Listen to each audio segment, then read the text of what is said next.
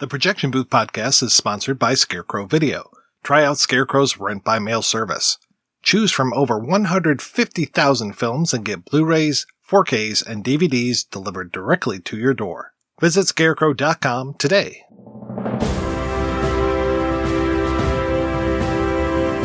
Hold your ears, folks. It's showtime. People pay good money to see this movie. When they go out to a theater, they want cold sodas, hot popcorn, and no monsters in the projection booth. Everyone pretend podcasting isn't boring. Turn it off. Turn it off.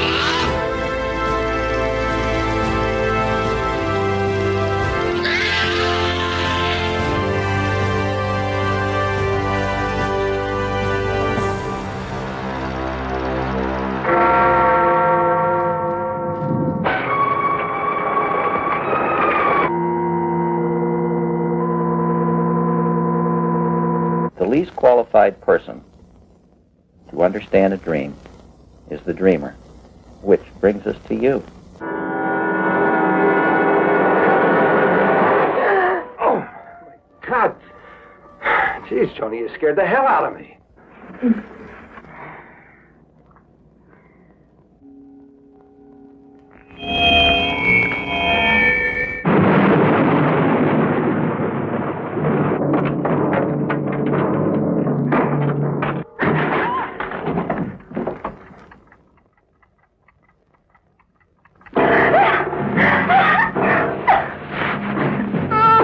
Chalice, durable, knives, they're all witches' tools, you know. Well, I'm just interested in it.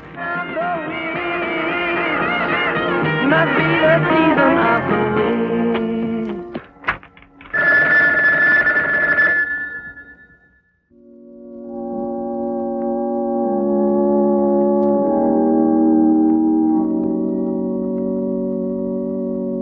I don't know. You're the one. I'm a witch. Son of a...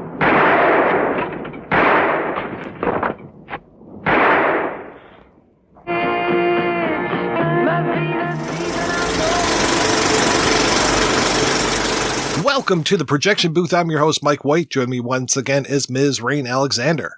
Hey, everybody. Also back in the booth is Father Malone. I'm a hungry wife. I'm a hungry wife. We're both hungry wives. Hungry wives.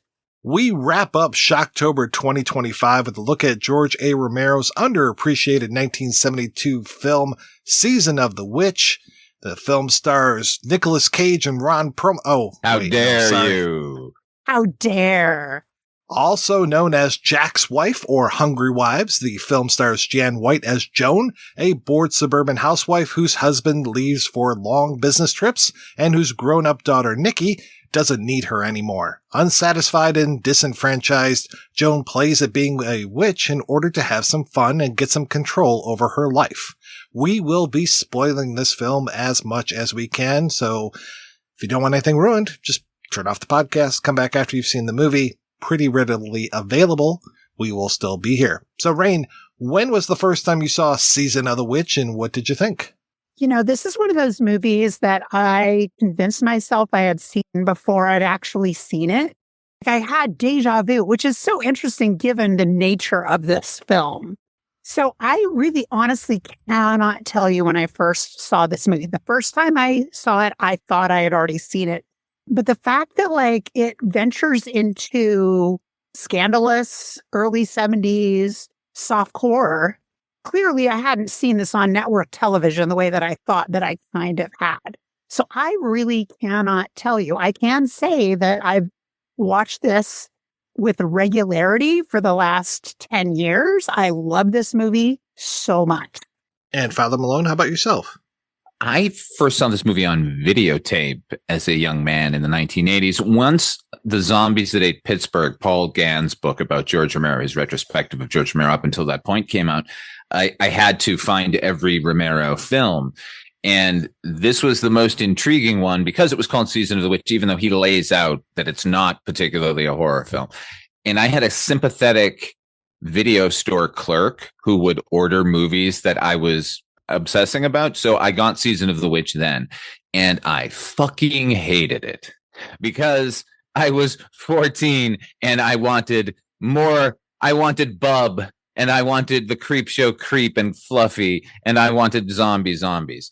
And this movie barely hints at horror, and my mind reeled at it. I have a far differing opinion about the film now. Thank you very much. But that you asked when I saw it, what my thought was, I was like, I took it back and I was like, I'm sorry I made you order this.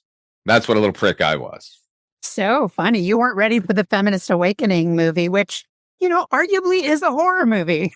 It was that I needed monsters. That's what I needed from George Romero at that time.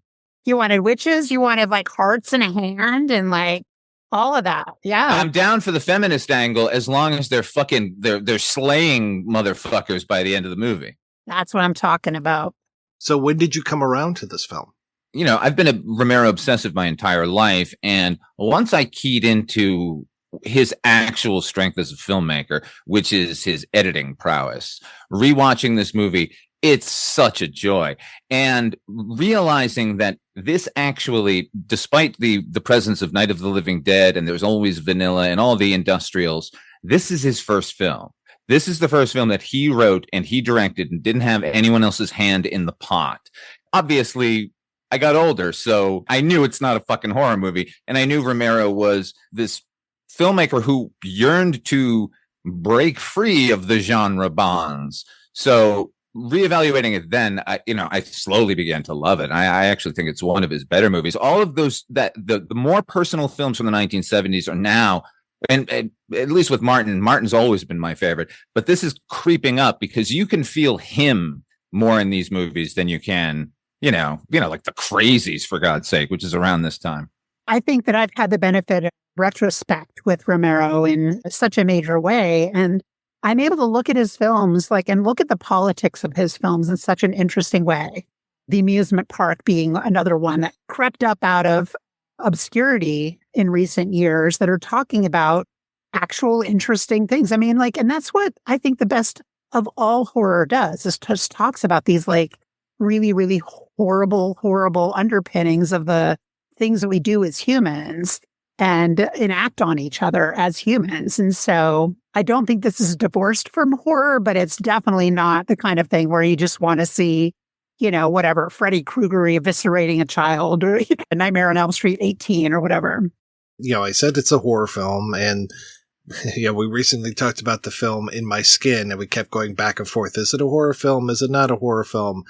Season of the Witch is not a traditional horror film insofar as, there's not witchcraft and the hearts and the hands and all those kind of things that we're talking about. This is not the pointy hat and the long nose type of witch.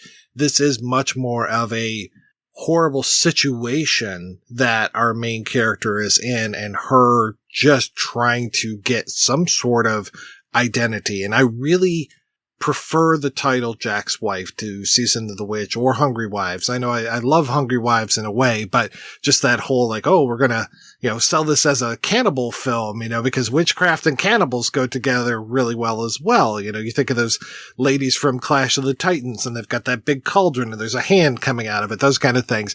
But this is much more of, God, also when we talked about In My Skin, I couldn't help but get so ingrained in the opening credits. The opening credits for this movie, I don't want to say it's the best part, but it's a masterclass. It is just amazing, these opening credits. I love the way they're shot. I love the symbolism in them. I love the use of the sound effects and the music. Everything is coming together and just telling this story. The opening credits could just be an experimental film unto itself and just be like, okay, that's it, we're done. And the opening credits come in multiple parts. It's not like it's just one segment. You've got the opening where you see the forest and you're not really sure what's going on, and you're starting to see the credits there. And then you go into more of this sequence of a man reading a newspaper, walking through this forest. He seems to have very much a purpose. And then this poor woman behind him who is, I guess, 6 paces, right? The old woman stands 6 paces behind the man, though he's moving branches and they're just smacking her back in the face. She's getting cut by these things. I just love how this tells this story. And that's before we even go into this whole dog imagery, much less the tour of the house part that we get. I mean, this is just freaking fantastic. I love the opening to this movie. It could be argued that all of Romero's credit sequences, to a point, basically tell you everything that you're about to see. And you, as you said, you could stop there. The Night of the Living Dead, how spare it is, and just the shots of rural Pennsylvania, like it's an empty world we're going to get, you know? And you're right. It is like an experimental film. And the editing, I'm going to say it a lot probably in the episode, but his editing style is so crazily cool. And I know it's because he cut his teeth making not just industrials, but before that, like when he really got his start, he was working for the news agencies where he was cutting, 5 or 7 minute reels of local patter from shots of like a bridge is out. And he had to make everything sort of concise and wonderful. Once he gets his own palette here, and as I said, this is the first time he gets to go, really, and be as expressive as he wants, and be as evocative of the filmmakers that I think influenced Romero the most. Like, I think it's not French New Wave, but certainly the European flavor that infected American cinema in the early 60s. Romero was always trying to sneak it in every feature. And I think that plays a lot into this opening montage. It echoes the way that John Waters was making films in the same time, really like, I'm going to do my take on Buñuel. I'm going to do my take on Fassbinder or Fellini, but like in this like uniquely American kind of way. Absolutely. I fully agree with you on that. This tells the story of the movie and really encapsulates it. You have her walking past this baby, and you find out later on that she lost a baby, past this little girl, and you're like, okay, she's kind of losing her little girl. Her little girl is growing up. And then, just this whole idea of like, her in the car and her husband coming around the car and trying to get her out, and she locks the door. He eventually has her open up the door, and then he smacks her in the face with a newspaper like she's a dog, puts a leash on her, basically takes her inside of a kennel. Basically, it's their life together because we've got the little baby before we see the little girl. And I could be screwing up. It might actually be her on the swing rather than her little girl. But it's like, it feels like it's telling like this whole their marriage together and then where she's at. And then once they go from that kennel into the house, holy fuck. I just love it. The whole thing being done like a commercial and just like, welcome to your new house. It feels just like a game show winner or something. Just like, oh, here you go. Here's everything that you need. And just showing her the pointlessness of it, especially when he's like, And the ladies, of course. Oh, that's beautiful. Oh, I love They're available for luncheons and teas and bridge, etc., etc., etc. Oh, your figure's gorgeous. Shopping and visiting and before she then sees the old version of herself. And it's just like, if you don't get out of this rut, if you don't get away from that stack of checks that's going to run your life for the rest of your life, you're going to end up like this old woman that she literally can't get away from. Every time she turns around, there's that old woman. And I love those things where she's lifting her hands up and then you see the old woman lifting her hands up, and it's done very, very well. And I like that makeup effect on her too, that just makes her look like a desiccated husk. But I also don't think she looks that bad. I mean, that's the other part about that is that like, I'm like, all right, well, if that's where I started and that's where I ended up, that's not so bad, right? Like, she's not that desiccated. And like, we're trained into thinking about how horrible it is for a woman to be old, right? By whatever measure old means, whether it's 35 or 55 or older. In that way, like, she was like, what? She looked maybe late 40s to me, maybe early 50s. That's not that old. Oh, I didn't think she even looked that old. Like, of course, there was a sliding scale by 1972 or something like that, right? She was old fucking news by then. I mentioned Martin, which is a follow-up to this film. And I think is actually a great little bookend to this film because, I think Martin is his most personal film, and certainly more from a male perspective. And this is Romero trying to stretch his female perspective with the feminist movement going on around him. And he was certainly a cool guy. He was of the movement, right? But what's funny is between the two movies, the sort of dream sequences in Martin are very gothic and slow motion and hypnotic, and the film itself is very frantic, and it's exactly the opposite here. Her dreams are horrifying, and everything else is almost to a crawl, like a Camus, like lulling you with its evil, you know? Thinking back to that opening sequence, it wasn't until doing some later reading that and watching that it became clear to me that there was a lost child, right? Somebody maybe who died in childbirth or early age. And that was supposed to be that baby that she sees in that opening sequence. For years, I've been watching this as just a movie about empty nest syndrome, right? I fully just read that baby as her daughter that's like now in conflict with her and, you know, and kind of vanishes. And so, you know, I spend a lot of time when I watch this movie really trying to place myself back in 1972, which was before I was conscious and certainly before I was politically conscious, but like what it meant to be a woman in that time. Like we're through the sexual revolution, as it were, for the United States. But this is still before women have the right to have an abortion, before we're able to like have our own checking accounts without a man involved. And that's one of the underpinnings. I think we should talk about this later, just the underpinnings of the finances of this film. The scene where she puts down her MasterCard, right, at the witch store, that was a revolutionary act. She couldn't have her own credit card in 1972. I'd like to point out that the card, if you look closely, is George A. Romero's card. Of course it is. Of course it is. This is the situation under which she's laboring. The second wave of feminism gets a lot of shit, which is absolutely deserved for, you know, it's the limitations of its opinions. And we can talk more about what that means later. But at the same time, we're talking about a generation of people who really did not have economic liberation. They did not have that kind of emancipation. And once you're done with your reproductive role, what else is there for you in this world? Real quick, I wanted to point out that when I am talking about this movie, I am not sure exactly which version I'm talking about because I've seen both the, an hour and 42-minute version, which has the title Jack's Wife, as well as the almost 90-minute version that has the title Season of the Witch. And it's interesting because I think I like mostly the Jack's Wife cut as well, because it is a little bit more straightforward. Even with the opening credits that I keep talking about, I'm referring to that version because those things like, oh, here's the checkbooks, here's the handyman, here's the, you know, and like getting all of those characters introduced right up front, that happens within the first 5 minutes of the Jack's Wife cut.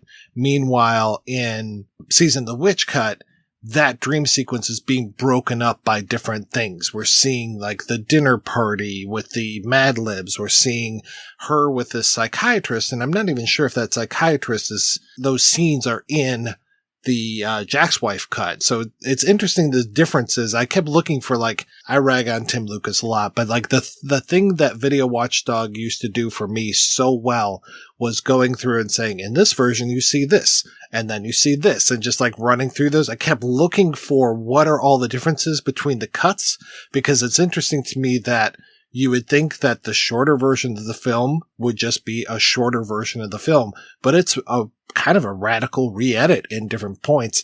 And I don't know if I necessarily like that, even though I will say, for as much as I like this movie, sometimes it gets a little long in the tooth. There are some scenes that are just really super talky, but the more I watch this movie, the more I like those scenes. Especially, I mean, and I think it was just because it makes me uncomfortable.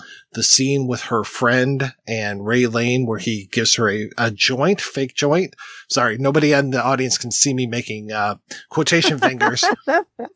That scene is so uncomfortable, but it's such a great scene. And it is so critical to this film. It really is. You may have your fantasies about your revenge against Gladys Kravitz, right? But this is the manifestation of that. Really, in so many ways. And it's so uncomfortable. You don't want her to suffer. You don't want her to be gaslit by your like fake weed. It's the worst prank to play on somebody, honestly, where you've allowed them to behave in this, like, I'm altered, like, oh. And then what's worse to me, though, is that she tells her, like, just let it lie. Let everyone play along. You were high. Absolutely. I'll see you tomorrow. You go sleep it off. Oh, I should also say, Brain, you brought up the baby at the beginning. And that's one thing that's critically missing from the shorter version is the discussion she has with her daughter about having had this baby beforehand. My brother died before or after I was born? Before. You knew that. Well, I always figured, but I wasn't really sure. In fact, I was never sure that I'd even be able to carry a baby. I was never sure I'd even be able to carry you. Yeah, but I didn't know. Like, maybe you worried because you hadn't been able to conceive or something was wrong. You're getting old or something. But I know I've told you. We've talked about this before. I just wasn't sure if that was before or after the baby died, that's all. But you're saying I never told you. No, I'm not. Well, you certainly are. Now, look, Mother, I'm really sorry. I just wasn't sure. Now, you probably did tell me. I'm sorry. Again, showing her vulnerability and also introducing that relationship or non-relationship she has with her daughter. So, again, I think it's just really critical that we look at the longer version of this. I totally agree. And I mean, it also gets at that idea that if her firstborn was a boy, I mean, we're really still dealing with what the patriarchy demands, right? So she produced a boy, it didn't survive, and now she's got a girl, and that's it. Like, it's like there's a sad trombone aspect to it, unfortunately, because that is 1972. As you said, Mike, it would seem that a shorter version of the film is not the director's cut. And I think a good rule of thumb with George Romero is if there's a longer version, that's his version. Every single time. He's the most economical of filmmakers. So if a director's cut exists, the closest you're going to get to it, and none exists for this movie. I know that there was at least a 3-hour version. There's talk of the 5-hour version, which is crazy. That's just a fucking General Assembly. But I bet there's a 3-hour version. And then Romero cut it down and then cut it down again. How many versions of fucking Dawn of the Dead did we watch for your podcast on that? Like 7? Yeah, and that's before the Italians got a hold of it. But, I said this during the Tank Girl podcast. I want the 4-hour version of this. I would love nothing more than just lay it all out. Show me everything you shot. Show me all your ideas, George. And Nancy. I would love to know more about Nancy's role in this development of this. She was a producer. She's in there. Well, and how strange is it that they're shooting the film in the house of the woman, of the parents of the woman who would become his next wife. Oops. It would be creepy if it wasn't fucking Christine Romero or Christine Forrest, who's so wonderful.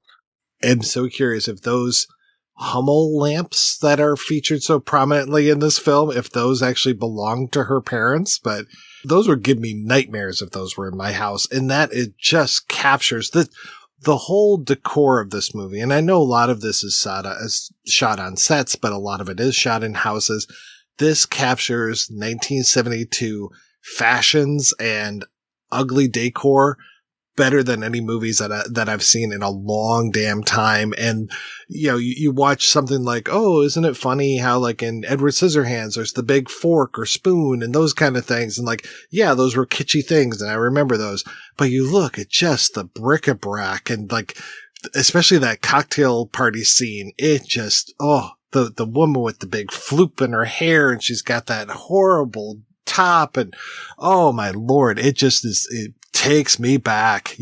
Yeah, if you want a genuine snapshot of a time period, go to the independent film where they had to bring their own clothing and use their own adornments. Oh, yeah. And they probably dressed to the nines for something like this, where it's like, oh, this is a party scene. You better dress nice. So, yeah, here, let me put on just some of the most eyesore outfits I've seen. How dare you? It was all elegant.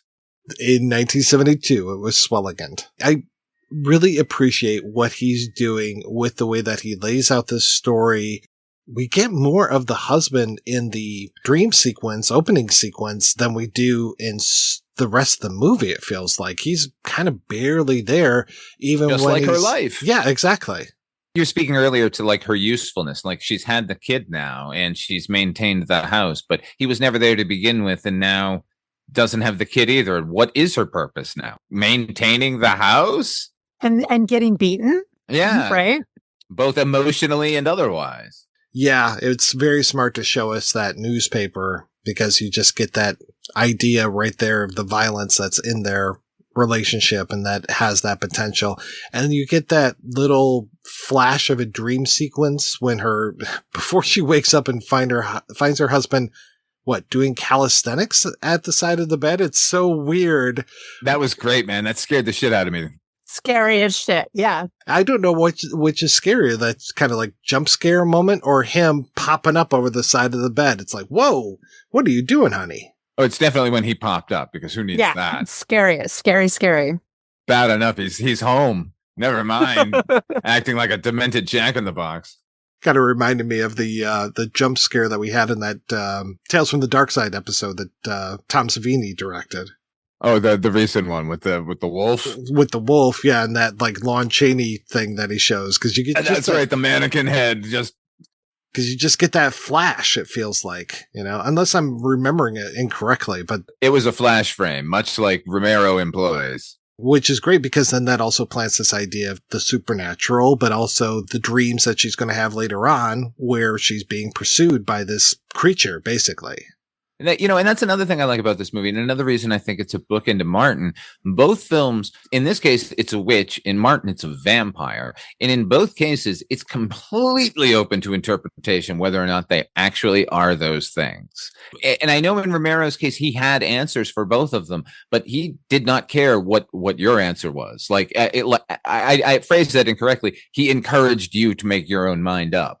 Talking about 1972, and I've talked about this so many times before, and I apologize to the audience, but just going back to just how strange the late 60s, early 70s were, and just this weird void of spirituality that was happening, people questioning their faith, New Age stuff coming up. I mean, cults were really big. I mean, bigger than Christianity, which is the biggest cult around, but just this whole idea of like, oh, well, we're going to fill our lives with something other than just traditional religion.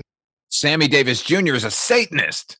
It's also the transformation of flower children into evangelicals, right? So we've got that motion happening at the same time, like this search for like whatever this spiritual anchor. And I feel like this is all through this film, right? And, I wasn't raised Catholic. I'm aware of Catholicism. How could you not be? But at the same time, like I've always wondered, are just horror movies scarier if you're Catholic? Is Season of the Witch more of a horror movie if you come from a Catholic place? Yes. Maybe. I don't know. I can't say for sure. I listen to the Joe Dante's podcast, Movies That Made Me, all the time. And anyone who brings up The Exorcist, Joe Dante will immediately chime in and ask if they're Catholic, because the determining factor for him is whether or not that movie actually scared you, is whether you're Catholic or not. And in that movie's a little obvious in that it's dealing with priests and it's sort of all sort of in your face. But Romero, he was Catholic, and we get a lot of religion in a lot of his movies. And for some reason, it just feels the same level of dread. Sort of the way he looks at what it lurks as evil feels very, very familiar to me. It feels like somebody who has dipped their hand into the holy water on Sunday mornings. I don't know that it's as resonant here because religion is just another stumbling block against her. Whereas it's not, it's a little more pronounced in something like Dawn of the Dead, where we're watching the desiccation and fall of all religion, but sort of pointed in a way. Maybe it's all in my fucking head, but I want to feel a kinship with George Romero. It's just that I do feel like there are just hints of the ritual and the tie to the past and the slavery to that sort of permeates his work and at least resonates with me on a level that I think I understand. Kind of on that note, I'm just looking at my notes for this, and there's a moment that I think is kind of a key to this entire film, which it's posited as a Catholic idea, but it's something that was really part of my own upbringing as a Mormon child, too. And it's when one of the women responds to Joan saying, you Catholics, the academic thought is just as bad as doing it. The sin is the thought. So she's having all these nightmares. She's having these dreamscapes, which are just as bad as actually manifesting this in real life, as actually going to the witch store and, seeing the guy with the funny mustache. Like, love that guy. Fantastic. He's so great. I want to go to that store. But, I think that this is really the key to it. This is the whole movie. She's thought about this, and now she thinks that something else is possible. And if I don't get the sense that she's hung up on her own Catholicism, but that's her origin point, in the same way that we're talking about 1972 as an origin point for, feminist economic liberation as well. This is where we're starting.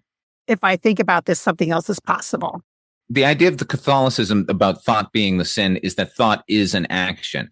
And one of the things he's dealing with here is whether or not this new sort of focus on herself is opening this doorway to this other power. She's tapping into her own femininity. Is interested in this younger man, this guy, the boyfriend of her daughters, and manifests that. But at the same time, she fucking calls him. Is the power that it has manifested itself because she wanted it to happen, or has it fucking motivated her to actually put in action what she wanted to begin with? It's funny that you use manifest in that way, because that is so what I hear a lot of the kids these days saying, where it's like, I'm going to manifest this, I'm going to manifest that. And it's just like, all right, I guess that's your new little religion thing. You're just going to put those thoughts out into the world, and then good things are going to come back to you. It's just as spiritual void as this is. And we were talking about the sin. I mean, I'm trying to think if there's a play or anything else where it's just like the mother lusting after the daughter's boyfriend. And that's all through here, where it's like, I don't know why she's so turned on by Raylene, especially after he humiliates her friend. But when she goes back to her house and she's on that big old bed all by herself, dressed up to the nines with that crazy blue eyeshadow, she just starts feeling herself up. And I'm like, okay, I know who you're thinking about, lady. And you get that great shot of the bull totem on the mantle, and I'm just like, oh, how virile this is. That's so awesome. There are so many awesome shots in this movie. There's one I meant to talk about earlier where I think she's getting ready, and you see her on the left side of the screen. There's a mirror in the middle of the screen, and there's another mirror to the right up on the screen. And you see her face in that mirror and her upper body. But then in the right hand mirror, you see her feet. And it's like, what an amazing angle you had to do with that mirror to shoot it so that you can see her feet in that reflection. I mean, it almost looks like it's an insert. I know it's not an insert, but it almost looks like it. And then to see her then start to move in one plane and then see her kick off her own slippers and stuff in the other. Just like, this is so unusual, but I love it. It feels real to me. I'm a trans woman of a certain age. And I mean, just that disidentification, this disembodiment, this fragmentation of one's own body felt so familiar. And so, I mean, that scene strikes me every time, not just from the technical aspect, because holy fuck, how cool.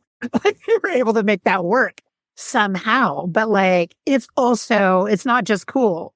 It's very meaningful. It's very resonant. And, and maybe it's a generational thing. Maybe kids these days aren't going to resonate with that kind of fractured embodiment, but it works for me. And this is his last film as his own cinematographer. So it's the last time he's actually operating the camera. So these are all his shots, all his lighting, all his setups. And obviously Mike Gornick sort of picks up the mantle after this and sort of takes the reign. But I'm going to keep saying it, I hated the movie when I was young, and now I feel so fucking guilty of it because it is really pure Romero. He raised that money. And, they fucked him out of the money, and he persevered and he kept doing it, and he's literally it's like El Mariachi. He's shooting it, he's directing it, he's editing it, he's producing it. I don't know, it's just kind of a marvel. Yeah, was it what, $250,000 or something that this ended up being, right? It was $250,000 was promised if like they were going to match his $100,000, and then they just fucked off. And he's like, well, I guess we're making our $250,000 movie for $100,000, and it looks like a $250,000. It looks like a $500,000 movie. Honestly, it really looks amazing, and not even like discounting it for its age or for its time or for any of that.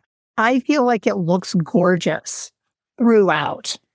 That's the one thing that makes me a little sad is that I keep touting this longer version, but it looks worse than this shorter version as far as the video quality goes.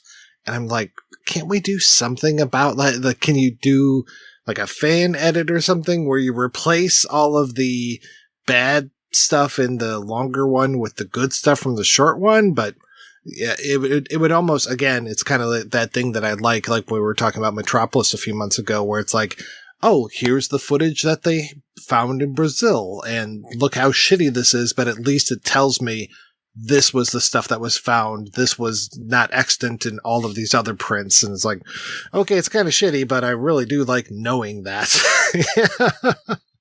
It's good to have that stuff available. I mean, that's why I would love to see the longer version of this. There are just so many ideas that are in this film that are important to me as a viewer, as a political thinker, as an artist. That would be my, that's what I want. It's just not going to be for everybody, and it doesn't need to be. Would I have resonated with this film when I was 12, 16, 22? No, I don't think at any level I would have. I needed to have some age to really feel this, I mean, in that way, I feel like it's really a film for me.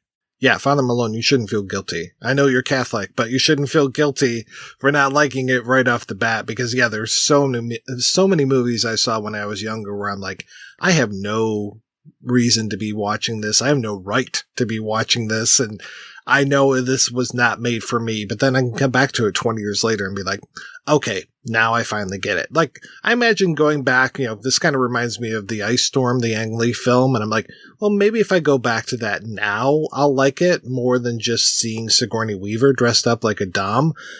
That was the only thing I liked in the first time I saw it, so. I've never seen the Ice Storm. I'm just going to write that down. It's a really good connection with this film. I thought about that. I mean, there are a ton of films that I kept thinking about as I was watching the film for this podcast that I didn't make time for. I didn't make time for Martin. I didn't make time for the Ice Storm. I did make time for the Love Witch, we can talk about later, but there's so many filmic linkages. I mean, what's his name? The little Playboy guy is talking about Mrs. Robinson all the way through, right? They're talking about Rosemary's Babies and folks. So this is like a culturally conscious film. He does that again in Martin, where Romero himself appears as a Catholic priest and is talking about how hilarious he thought The Exorcist was. I don't necessarily know what that does other than really situated in a time and place. Gives our Playboy a little personality because he's living this fantasy world where I guess he's like a cool Dustin Hoffman. Maybe, I guess. I don't know. Or yeah, I can handle Mrs. Robinson. It also accomplishes the Sam Raimi, Wes Craven feud of yours is just a movie, mine's the real deal. Touche. Going back to that spiritual void that I was talking about earlier, we're just going to go in this bookstore and there's all these books about witchcraft. I mean, you could literally go into, and maybe they have these in other places. Well, I won't say F&M, I'll say a Woolworth. You could go into a Woolworth and there would be books like that at the checkout or in their little paperback rack that they would have. And this party that they go to where it's tarot reading, parties like that still happen today. I know that my mom, who's ardent atheist, she's been to a lot of parties where there were tarot readings, and just this rings so true to me when I see this scene of well, don't give me money, maybe send me a check, and just the whole patter that the woman has. And you can tell she's told these jokes like 100 times, like, oh, if only I had 100 like you, but instead I have 1,000. It's like, okay, you've told this joke many, many times. I can really feel like you going through your steps with this. And just that whole cold reading thing that she's doing, oh, this mysterious man. It's like, all right, you're just handing people what they want to hear, rather than, that's how I always feel about this stuff, rather than it is like, oh, it's spiritual and oh, they made this connection and stuff. I'm just like, no, I'm not really buying that. It's just more of like, cool, send me more money when you get home. Wait until I've put these seeds in your head and then send me this stuff. But yeah, I just love this whole idea of the tarot party that they're going to, and her picking up the To Be a Witch, a primer. Father Malone, Mike, I do have a confession to make. Uh-oh. I'm a witch. But I have done tarot readings. I have done tarot readings a lot. I've done tarot parties.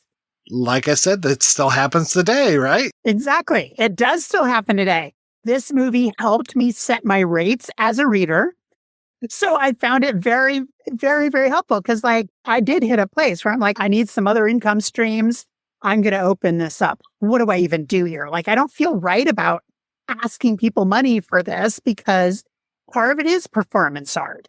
Part of it is reading the cards and kind of interpreting and working with somebody to kind of think about what this might be representative of. There's storytelling. It's like as an artist, I felt it as an art practice more than anything else, but I also found it very, very effective. And I found a lot of clients that were really great to work with.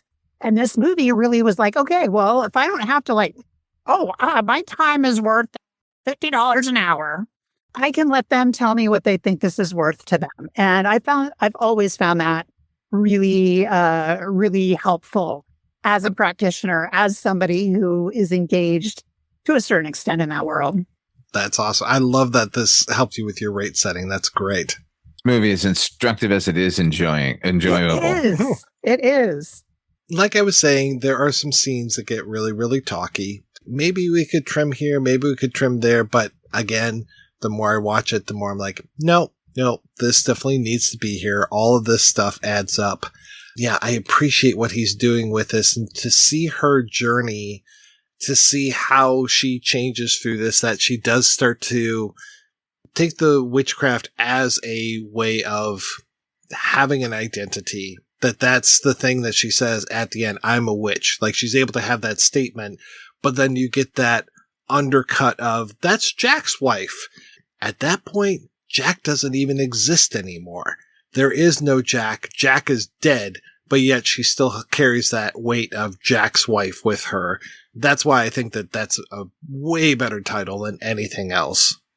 Season of the Witch is cool, especially since you have the Donovan song in the movie, which was such a surprise to me when that came up. I was like, really? Oh, he could afford that? But of course, I think the song was a little bit less money than you are being charged now. It gave the film the name. So, there is that benefit. I go back and forth on it so much.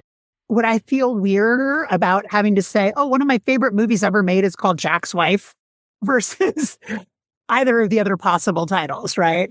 I know Hungry Wives was developed as something to sell it as something it wasn't, like a scandalous porn when it was really more of a rape movie, for example. But Hungry Wives does sound pretty fucking cool. But it does convey a kind of cannibalism or, something along those lines. Season of the Witch ultimately is pretty generic. But no, I do agree with you. If we want to talk about the political impact of this movie, for it to be called Jack's Wife, it does the job. And, Romero, if it conversationally referred to it as Jack's wife for the rest of his life, there's something to be said for that. I think Season of the Witch is a fine title for the movie, except here's the thing. Hungry Wives is the best title for the movie, honestly, but only if Romero had come up with that. And that's not him. That's the distributor who did that. He settled on Season of the Witch precisely because they had the soundtrack, the song on the soundtrack, but it should be Jack's Wife, just as a pure piece of entertainment, as it's such a thematic thing. The last line is there because it's the goddamn title, for Christ's sake. obviously there are a lot of other women who presumably are wives in the film, but like, I really only see one clearly hungry wife in this movie, right? Why is it hungry wives? I will see a sequel where they all fucking create a coven. I want Shirley to actually hit a reefer and to like really let loose. Well, we all want to see that. You're putting me on. They're hungry wives because that's way more appealing to a desperate, horny guy who's going to the drive-in later that night. The one filmmaker that I haven't mentioned that this also reminds me quite a bit of is Polanski.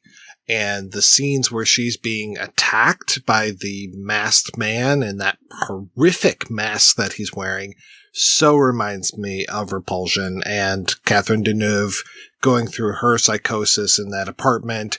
And you get that amazing shot of all the hands coming out of the wall. And I think we all know that we see that again in Day of the Dead, that amazing shot where she turns and all the hands come out. It's so cool. Ever since I saw Repulsion, I'm just like, oh, okay. Now I know where Romero got that. I don't say he's ripping off Polanski. I think it was much more of an homage to Polanski. Totally different circumstances as well. But I really feel that the sequences of her being terrorized in her own house, and especially his use of the wide angle lens in so many of these shots, going all the way back to the opening credits again, you get a lot of that wide angle lens, like the fisheye lens to help distort and show you that things are off kilter. You get a lot of that in the rest of the film, as well as these nightmare type sequences are very, using the handheld camera. So you just get that confusion and that panic going with her. You just identify with Joan through so much of this film. I mean, we literally start in her head with the dream sequence and we just continue on through the rest of this experiencing what she's experiencing. Romero is a great editor alert. And his philosophy for cutting was always, what is the scene trying to tell us? That's how the cutting should go. So if it's panicky, the cutting is panicky. He's not trying to call attention to it, but it does seem to fit every fucking sequence, so I don't know. I want to throw that in. There's a good essay, if it doesn't already exist, probably should, which is about how this film is in conversation, is in direct response to the misogyny that we see in Polanski, that we're even beginning to see in Polanski at that point, from The Tenant to Rosemary's Baby and to Repulsion. Like, all of these films are still treading in that same water in the same way that The Graduate was, arguably. Like, we look at the ways that counterculture was still kind of wrestling with patriarchy or not.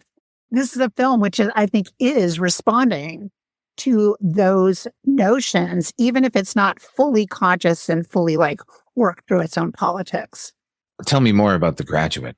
We've got, what's his name? The Dustin Hoffman character, Benjamin, who, is kind of caught in this world of success and ladder climbing and all these kinds of things. And he's caught between his traditional love girlfriend marriage and this seduction situation, which we would not have seen a counter of that in cinema until much, much, much later, right? We don't see the reversal of that power structure happening, or the fantasy power structure, I guess I should say, right? So what we have in Benjamin is this fulfillment of a fantasy that, I love Mike Nichols, but at the same time, this is a film which is poking at these things. And this leads to having our Playboy character in Hungry Wives being really trying to make himself be the cool Benjamin Braddock, right? I'm not going to be as weird and nerdy as that guy was. I'm going to nail Mrs. Robinson and I'm not going to feel weird about it. I hadn't thought of it that way. I'm going to have to reevaluate that Graduate movie. That's another one you can go back to over and over again throughout the years. And as you change, that movie changes. It's been some time, so it's going to be a whole different fucking movie. I'm going to hate it. I guarantee you I'm going to hate it now. The very first time I saw the movie, I remembered it having a happy ending. So that's how off base I was. Because now that movie does not have a happy ending. I don't think the movie changed. I think I changed. Who doesn't want to be in the back of a bus? That's what I got to say about that. I thought it was a happy ending then. It's so romantic. Yeah, well, you look at their faces as that bus is pulling away. I know they're in existential dread at that moment, but I saw it was like 17 or something like that. I'm like, yeah, young love. Exactly. Yes. We had very similar experiences. In all of the research, I didn't do like the most extensive research in this film. I'm really shocked that at no point have I encountered somebody talking about the fact that our lead character in this film is named Joan Mitchell, who even at the time was a really known quantity artist, painter, like a super, super, super famous painter. I have no illusions that this is not a character who is associating herself with an artist, but I just think it's so interesting that we've got this character who's inhabiting a name which is known to so many outside of, whatever, the cinematic world, is a known quantity in the art world, who arguably was kind of a feminist icon, It's wild to me that nobody's talked about this. I don't know the person, so I'm sorry, because I would talk about it if I knew the connection, but I'm deficient in my cultural knowledge. Yeah, I mean, she's like kind of this abstract artist who was working in worlds that were, similar to like a Jackson Pollock, these like really wild, figurative, very colorful images, right? Which is a little bit counter to what we're seeing in this film, which is just so demure, And maybe I'm a little more conscious of this because there was a pretty big Joan Mitchell retrospective that happened a few years ago. But at the same time, it's so interesting to me that we've got this. What is it like to live under the weight of a more famous name? I guess is kind of what I'm thinking about this. Like, if she's aware, because it doesn't come up in the film, she's aware there's a super famous artist with her name. And she's just kind of like moving through this drab world. Is that some kind of weight that would drag you down? I kind of think it might. I think it might. 100%. I wish I had that knowledge watching it, because that. But now you do. You can go back and go through and be like, okay, let's think about that. Little things like that are fucking important, It's true. Do you know that the song Hello My Baby, Hello My Honey is a parody of the newly coined greeting for telephones? Yes. Yeah, they were trying to popularize the word hello, and some fucking wise asses wrote this song about it, like idiots saying hello all the time now, huh? Amazing. And now we just do it. Ahoy, hoy? No, you have the wrong number. This is 5246. I suspect you need more practice working your telephone machine. All right, guys, let's go ahead and take a break, and we'll be back with a pair of interviews. First, we'll hear from Payton McCarty-Simas, author of That Very Witch, Fear, Feminism, and the American Witch Film. We'll also hear from Professor Adam Lowenstein of the University of Pittsburgh's Horror Studies Archive. And we'll be back with both of those right after these brief messages. Looking for something superior to streaming? A place with more than 5 times the selection available on all streaming services combined? Check out Scarecrow Video's rent-by-mail service. Select from an unparalleled collection of over 150,000 films and get Blu-rays, 4Ks, and DVDs delivered directly to your door. Get in on it now at scarecrow.com and rediscover the wonders of physical media. Can you tell me a little bit about yourself and how you got interested in films? I am a film critic and a programmer, as well as an author. I've always been into spooky shit, but it took me a while to get into movies. I didn't have cable or anything growing up. I didn't really have a TV. Eventually, we got a VCR, and my mom would let me go to Blockbuster and play around in the kids' equivalent of the horror section, but my godfather was the manager. And so that was really my in. When she wasn't looking, I'd get to mess around with Friday the 13th very rarely. And then I was originally going to be a sociologist, actually. But then I realized that involved math, and that sucks. So I took a class. I went to Columbia, and I took this cult and exploitation class that totally changed my trajectory, because I realized I could do sociology with movies, and it would incorporate my love of art. I make films with my fiance as well. I edit for money. It's like, oh, I can put all these things together and dig in a way that I'm really passionate about. You seem to write for a lot of different venues. What are some of the ones that you write for? I'm in the Brooklyn Rail a lot. I do a lot of Rue Morgue. I was just in the Hollywood Reporter, which was really exciting. Been in Autostraddle a bunch because I do a lot of work with queer film. I try to be as broad as possible. Like I just did Fangoria, and that was really exciting. So the horror stuff, I try to move around. But I also like writing about documentaries. So I did something for Bright Lights Film Journal, and we'll see where it goes from there. I love being a freelancer. It really gives me the opportunity to zoom around and try out different modes and styles. I don't want to put you on the spot, but I saw that you just did a piece about, or recently did a piece about McCabe and Mrs. Miller. And I just saw that because they're touring that 4K restoration around. What did you have to say about that film? Because I find it fascinating. It's such a beautiful film, not just in terms of the cinematography, but it's so sensitive in its portrayals of Mrs. Miller, right? This is a story that really centers a particular female gaze and female perspective on the plight of this woman who is just totally incapable of making her way in a world that's designed to prevent her from doing so. So what I wrote about was the way drugs operate in the movie, her kind of tragic descent into addiction, because she's forced to throw in with this man who is just systematically incompetent. And it's a great movie about failed masculinity and pride and the fact that he feels that he needs to operate in a certain way, not only to be a man in the world, but to be a man for her. And so as his failure in a society that's forcing him to do one thing leads to her failure in a society that, were it not for misogyny, she'd be very successful. She uses drugs as an escape hatch into operating as more of a traditional woman. Like whenever they have sex, she needs to smoke some opium, and they shoot her in such a striking and beautiful way where there are these close-ups on her eyes, her hair's down in a way that it never is otherwise, and she becomes markedly girlish. And that's the only way she can let others in. And so I just find that to be a really compelling tragedy, that femininity operates as a kind of addiction or habit that she has to use. It's destructive when she wants to be a business person. It's just gorgeous. Was One Step Short of Crazy, was that your first full-length book? That was my first book, yes. Can you tell me a little bit about that and how that came together? That book actually started out as a joke because I was doing my master's and I was taking a class on conspiracy theory. And I told my professor that National Treasure, the Nick Cage film, was the ultimate text on American conspiracy. And he said, "I've never seen that film. You're young." And I said, "I'm sorry. It's a classic." And then I rewatched it and started digging into it a little bit. And I realized that it really does work in such an interesting way to playfully unpack how we talk about conspiracy theory in America.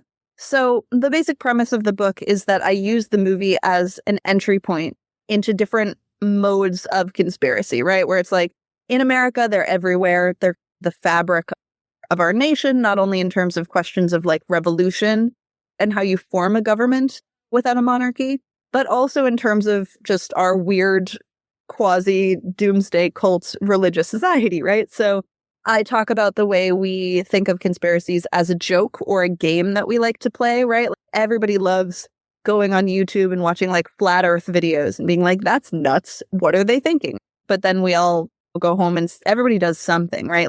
Whether you don't step on a crack or you do tyro, there's something operating in your daily life that's conspiratorial. And then I look into the way audiences have engaged with this movie. And it turns out that 9/11 truthers love National Treasure. QAnon adherents love National Treasure. So it kind of unpacks from the most ironic to the most serious engagement with conspiracy theory to prove that really any text has a lot of meaning underneath the goo. And I also just love Nick Cage. So it was a pleasure to write. And tell me, how did your latest book, That Very Witch, come about? This book was a passion project that took me the better part of a decade. I started writing it in earnest during COVID when I noticed a pattern in like the quote unquote like elevated horror cycle, right?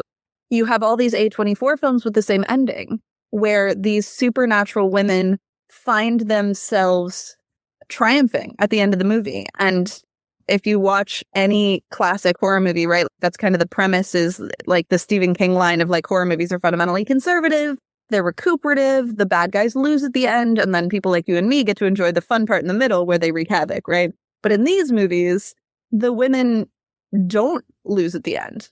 And I found that really striking, not just when it happened once, but when it happened again and again. And when I looked around outside, It was 2020. Everything was going wrong. You had massive political and social unrest. And then I looked back at the dates when these movies were released. If you look at Suspiria, if you look at The Witch, it's, oh, this is the anti-Trump feminist movement. So when you started pulling those parallels, I realized that you couldn't fully understand that unless you went all the way back to the beginning of witch filmmaking, because I already knew that like Victorian feminists used the witch as a symbol in a similar way. So it takes you on a very long journey through the history of witch cinema, drawing parallels between the history of feminist movements, the capsule history of the cinema of any particular moment in time, the political movement of that period in time, and then I use the witch films as kind of case studies to examine how women are being perceived and feared or not feared in any particular moment in time. And yeah, it took me about 7 years to do, 5 if I'm being generous. But I'm really happy with how it came out, and particularly since there are so many books on witches in the movies, but I discovered very quickly that very few of them were a linear narrative arc. So it's not essays. It's a whole book with a story that goes through it. And I think that people have responded really well. So it's been really nice. I think that the structure of the book is great. And I especially like that you do kind of chunk things up into separate eras, as it were. And I do really appreciate that because, like you're saying, it responds to political movements. So you get what was happening in the late 60s, early 70s, one of my favorite times to be around. You know, the 80s, the 90s, the 2000s. I mean, that The Witch came out in 17, or at least I remember it coming out around then, right around the time of the Me Too movement. And then, yeah, I love just how important Rosemary's Baby is to so much of this, but you go all the way back to Haxan and the silent films, which is fantastic to see how you carry that through line all the way through this whole entire book. So what were some of your biggest challenges for this one? Carrying all of that history around with you for so long, I did feel, going back to my conspiracy theory book, I felt crazy. Writing the outline for this was an insane project. And I think something that helped me cohere it was that in a lot of ways is a story about belief and the capacity for belief that people have in themselves, in the supernatural, in others. What power do we allow each other? And what power can we find for ourselves? But the places where it got sticky were the places where that power began to ebb and a conservative countervalence began to rise. So the 80s going into this project, I thought, this will be no problem. The satanic panic is happening. Obviously, witches are going to be everywhere, right? Like they're going to be big and scary and ugly. And they're actually not. It's really fascinating when you look into it that in periods of backlash, I discover witches are not afforded the same power. They're disempowered. They're presented in a little bit more of a silly light. And so the only big witch films of the 80s that are witch films per se are Elvira, Mistress of the Dark, and The Witches of Eastwick. Obviously, you have the never-ending cycle of the witchcraft series, or you have Conan the Barbarian, where things move into a more fantasy direction for the witch. But trying to articulate exactly how that works was really confusing and counterintuitive, because if there are so many witches in the culture, why aren't they in the movies? Is a confusing question. But it also gave me a lot of great opportunities. I love a slasher as much as anybody else, but watching them in 360p on YouTube on a loop forever was hard without the breaking up process of watching like 2020 and Geraldo and vibing with the actual Satanic Panic specials, because it really spoke to everything I was talking about. And that's part of the answer too, is like, why would you need witches in the horror movies when you have Geraldo on TV doing it for you? If people think they're in the classroom, then they don't need to go to the multiplex. Well, obviously, with this episode, we were talking about Season of the Witch, and that kind of fits into a very interesting time in America, as well as into Romero's filmography. You know, you do talk a little bit in there as far as Rosemary's Baby in 68. This is coming out in 72. In one, the poor woman is being tortured by witches, and the other one, she is, or trying to embrace that. I mean, how do you feel that the feminist movement affected these films, or other outside forces helped shape the narrative? The reception to Rosemary's Baby was very interesting, because for a lot of people, and this speaks to Polanski as a director as well, right? With films like Repulsion, he say what you will about the man, but he does center a very particular kind of feminine perspective. They're very subjective films about women in trouble. And so Repulsion is a very empathetic film in a lot of ways, and Rosemary's Baby carries that forward, where the New York Times found themselves really shocked by the fact that this is a movie where you're dealing with the horror of being in this poor woman's shoes. It was a really important film. Another wonderful author just put out a book called Scream With Me, where she argues that Rosemary's Baby was really important for putting people into the perspective of a pregnant woman around Roe v. Wade, which is obviously very true and very important. And I talk about that a little bit as well. But the thing that's notable from my angle, where I talk a lot about the counterculture and the radical feminist politics of the moment, is a lot of radical feminists were not impressed with Rosemary's Baby at all, which leads to songs like Why Didn't Rosemary by Deep Purple, right, where the chorus is, why didn't Rosemary ever take the pill? So for some people, they just thought that Rosemary's Baby was not going far enough in 1968 when the politics and the culture are moving so fast and so unexpectedly. And there are a couple of films that come out afterwards that kind of serve as tacit correctives for that. So a film I just programmed, anthology here in New York, is The Mephisto Waltz. Yeah, I love that movie. It's so good.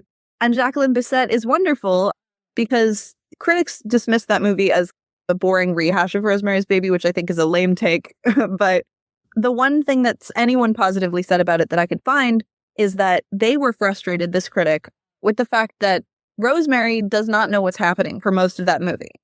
And the note there is she should have caught on faster, which, like, fair, unfair, say what you will, but Jacqueline Bisset's character in The Mephisto Waltz is a corrective to that fact in that she knows the entire time. She's never taken in, and she is pissed, right? And so she becomes a witch as a kind of payback, and erotic payback against her husband, the poor befuddled Ellen Alda. Season of the Witch is another excellent movie for that, because George Romero wrote it. He said explicitly that he wrote it as a response to the feminist movement of his moment. He was seeing what was going on. He was seeing what was going on in the context of the occult revival, which is this period in the late 60s and early 70s where mysticism and supernaturalism and neo-paganism were coming into prominence. He was noticing that in bookstores, you could pick up little primers called How to Be a Witch for however much money and then become a practitioner if you wanted to. And you see a scene of that in the movie that I just adore, where she gets a cauldron and a knife and a bell and a book, bell booking candle, and pays for it with plastic at a store. It's great. But yeah, this movie is very responsive to its cultural and political moment. I think it's very feminist. It's complicated. Its politics are complicated. And Romero had a lot of weird things to say about it. But yeah, it's a really excellent capsule of that moment in time for that reason. Yeah, when we talked about Rosemary's Baby on the show, we talked a lot about Guy and just how Guy was gaslighting her, so controlling. I remember we were talking specifically about how he was writing down when she was having her period and when she was going to be ovulating. And actually some male listeners really objected to that, and they didn't think that that was creepy at all. And I just felt that that was so creepy and so controlling. And I love that the name of, the original name of Season of the Witch, Jack's wife, doesn't even give her a name. It's that whole Mrs. De Winter type of thing, like no name for this person. And that's still a through line in the film, right? She says, I'm a witch at the end of the movie. It's awesome. She's coming into her power. But in the background of that party, people are still referring to her after I assume spoilers are fine on this podcast, but after she kills the guy, right? She kills this man. And people are still referring to her as Jack's wife. It's beautiful. It's such a great, incisive commentary on the way women are treated. And this, to me, this movie, more than anything else, is an exploration of middle age for women. It's about the fact that she is being treated as nothing by her husband because she's no longer sexually appealing to him, because I don't know how old Jan was, maybe 40. So she's socially dead because it's 1972. Molly Haskell had just released From Reverence to Rape and talks extensively about the way, cinematically speaking, women of that particular age were being presented as non-existent cardboard cutouts, jokes, or people to be cheated on, right? So this movie is great for that as well, because it's a movie about dealing with the non-personhood of femininity past her prime. And yeah, it's really sensitive and elegant in that way as well. And part of that is the title.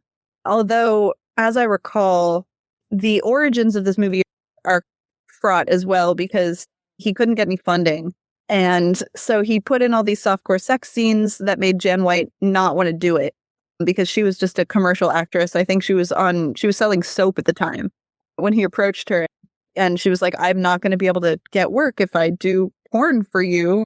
I don't care if you did a big movie, like that doesn't matter. And he was like, no, it's just for funding. We're not going to do it. And then Jack Harris, who was the distributor of Beware the Blob later, but who did all of these softcore things and exploitation things, vastly mismarketed the film.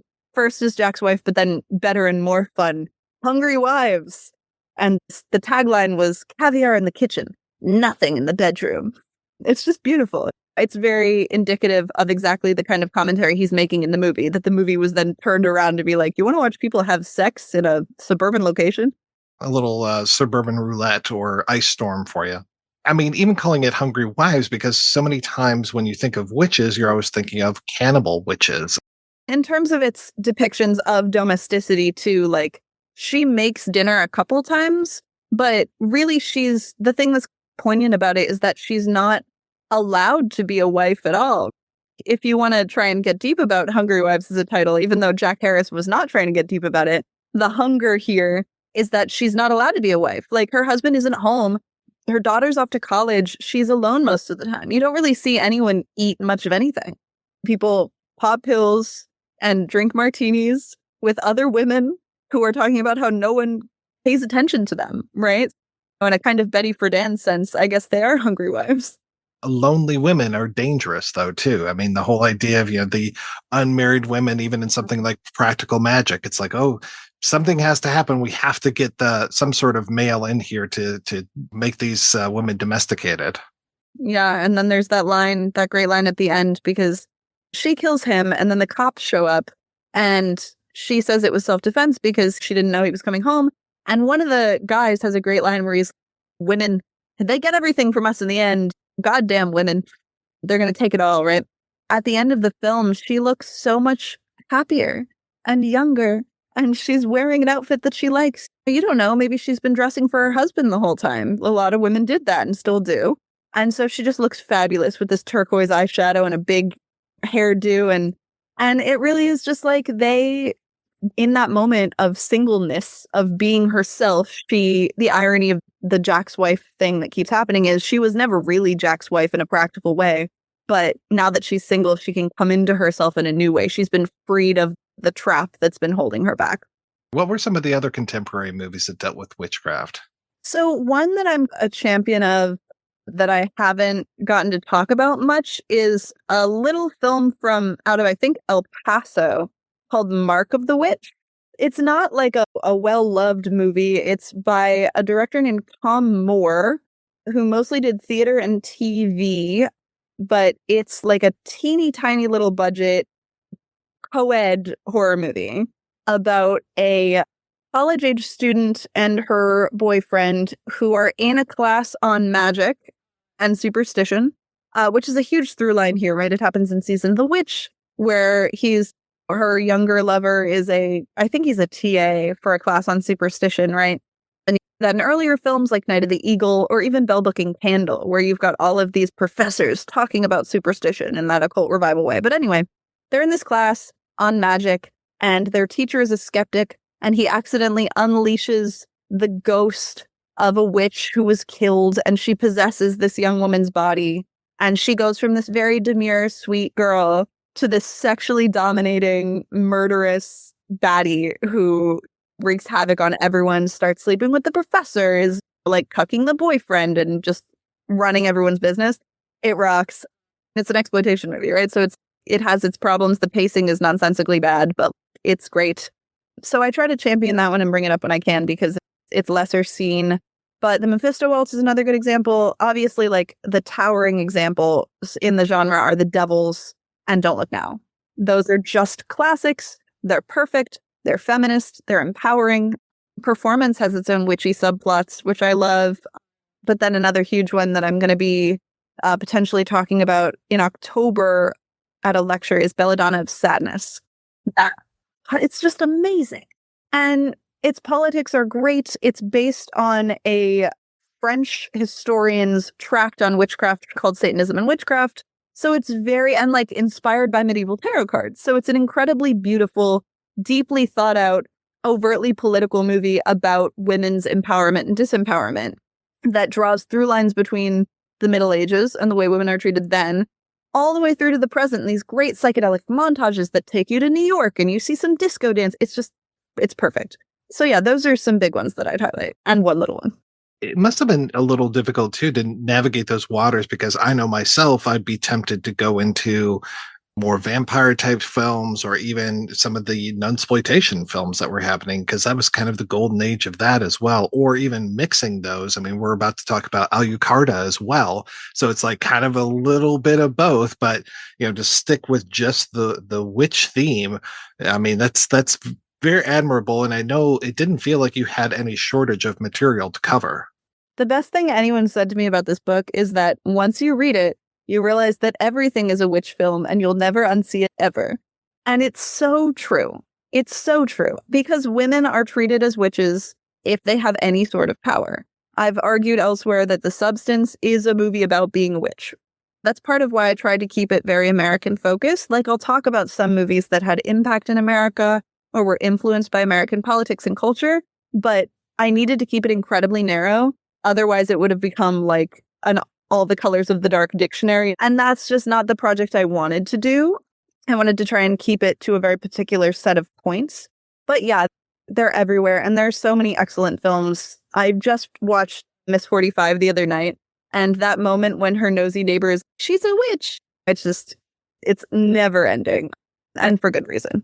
Oh, and a little bit of nunsploitation in that one too. Yeah. Yeah, the nunsploitation one's definitely like The First Omen is a witch film, arguably, but it's more nunsploitation. They don't call her a witch. To the Devil a Daughter. It's all mushy because supernaturalism is brought, particularly in the context of the 60s and 70s that we talk about here, right? It's like the ideas that kind of encapsulated witchcraft were very broad. So I also talk about Carrie as a witch film.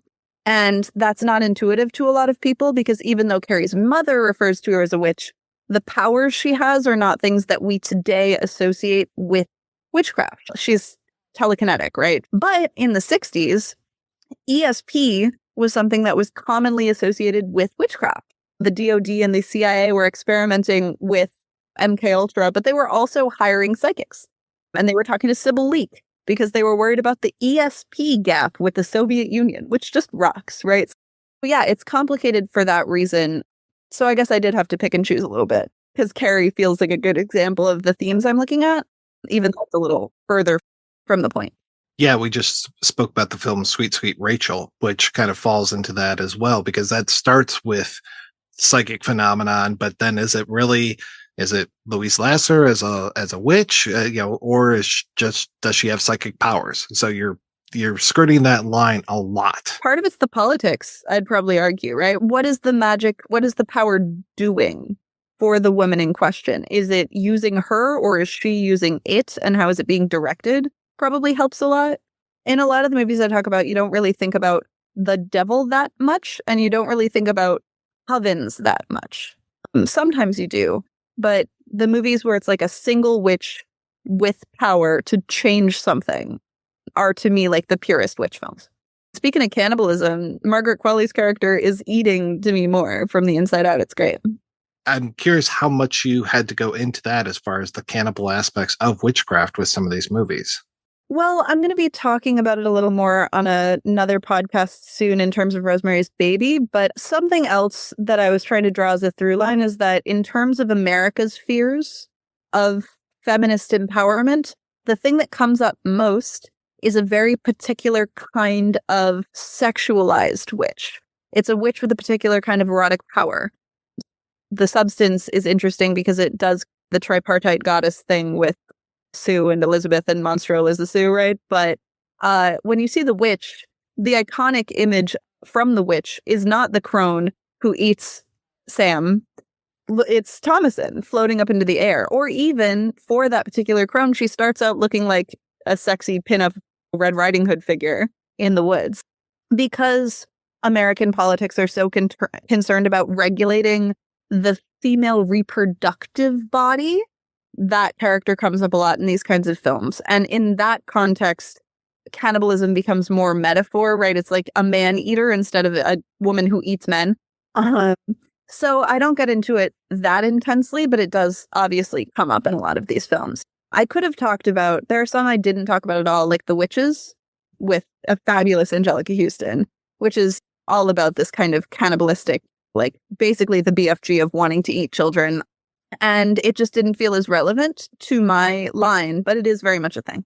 Well, yeah, I think of Rosemary eating that raw meat, or even we just talked about Raw and how the character in that has that, transformation as she, tastes blood. It's a very Carrie moment when she gets the blood dripped on her, and then she's eating the meat raw from the refrigerator, very, Rosemary. So I was like, okay, I see this playing into it, even though I don't necessarily think she's a witch, but, it definitely plays in a lot of those same areas as well. And it's so much about that self-empowerment.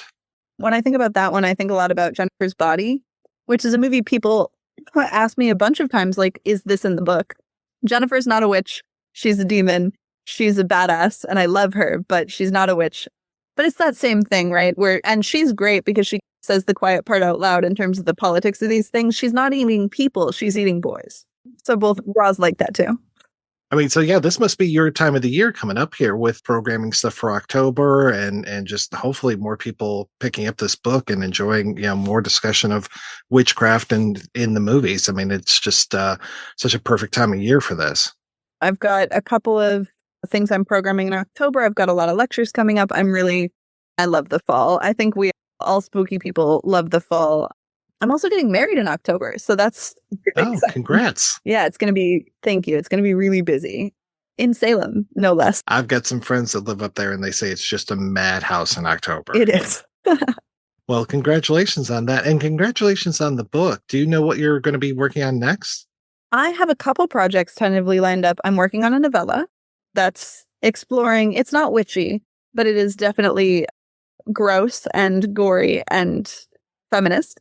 And I have an essay collection I'm building out that I will hopefully have more info on soon, exploring a similar related history from a different angle. So lots of projects. I've got a couple chapters from this book that I'm eager to share in different ways. So I'm going to publish them as scholarly articles, some of them, and some of them. I think I have one coming out in Rue Morgue soon on the Curse of the Blair Witch. So that'll be really fun too. That's a movie that we don't talk about enough. Now, is that the sequel that was so maligned when it came out? Oh God, that movie had such a weird title. No, Book of Shadows. The Curse of the Blair Witch is actually really interesting. It was the tie-in documentary on the Sci-Fi Channel that they made. They were approached by Sci-Fi and they made it using a lot of cutscenes from the film. Originally, it wasn't just going to be found footage. They were going to do cutaways to like talking heads and things of that nature. But it provides the viewer with a kind of feminist history of the Blair Witch herself. It's very cool. Yeah. Have you ever seen the Scooby-Doo project? Yes. It's so funny. Scooby-Doo is the best. Scooby-Doo was actually probably, if not my first entry point into witches, maybe my second, with the Hex Girls and Scooby-Doo and the Witch's Ghost. Love the Hex Girls. Yeah. And they're vampires too. Well, Payton, this was so great talking with you. I hope we can do it again sometime. I'd love to have you back on and talk about a movie. That sounds wonderful. Thank you so much. What a pleasure. And where's the best place to keep up with you and your work? You can follow me on Instagram at Payt Place, PaytPlace. And you can get my book on Amazon or on Barnes & Noble, wherever books are sold.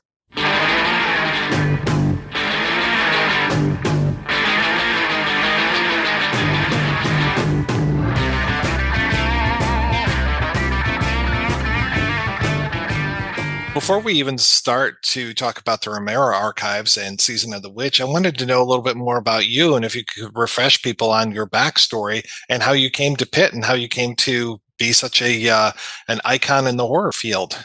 I feel like I'm the very lucky story of the kid whose childhood obsessions became their career.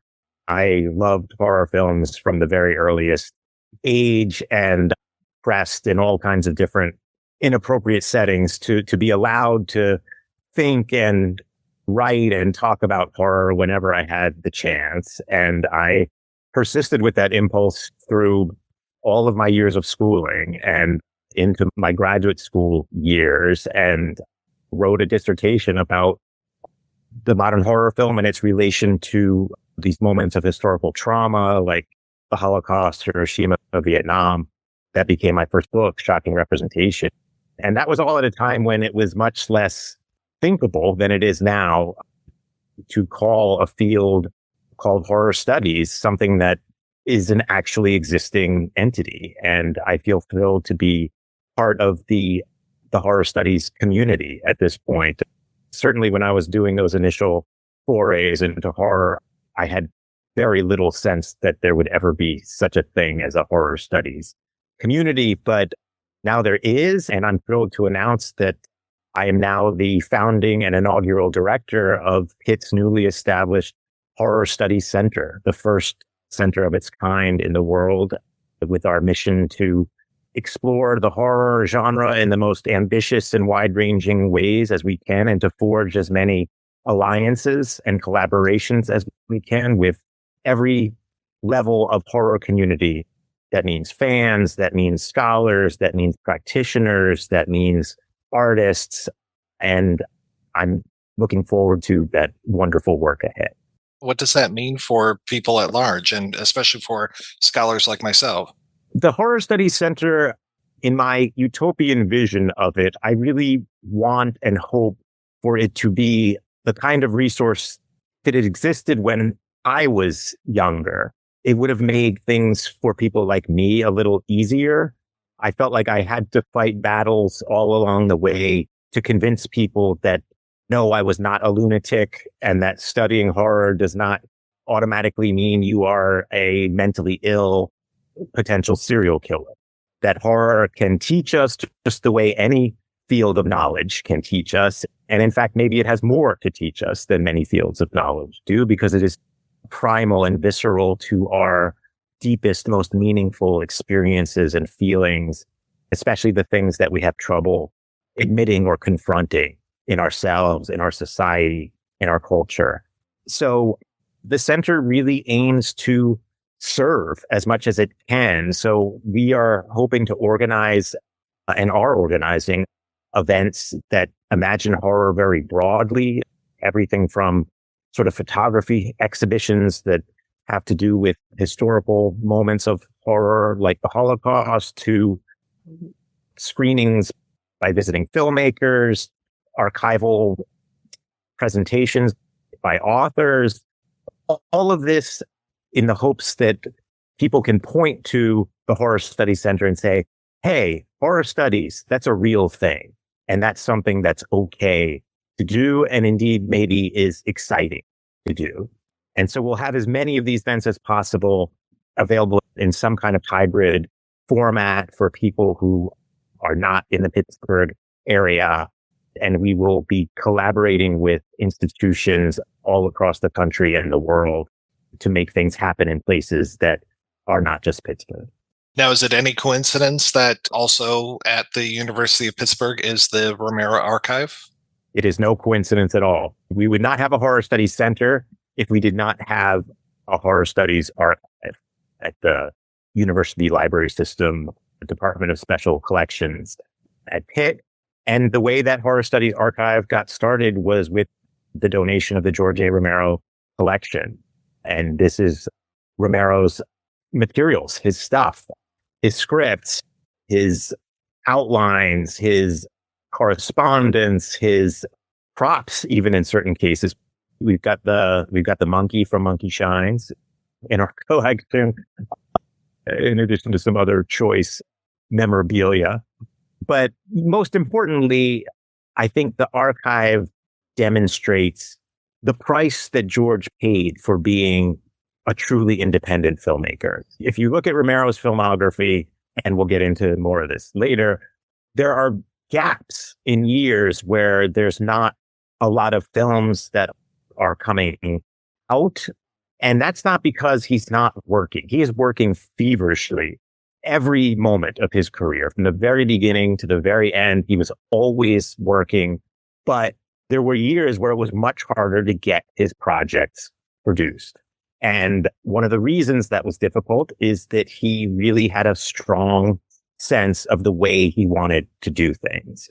And that meant that certain projects could not be realized in the way that George had imagined them.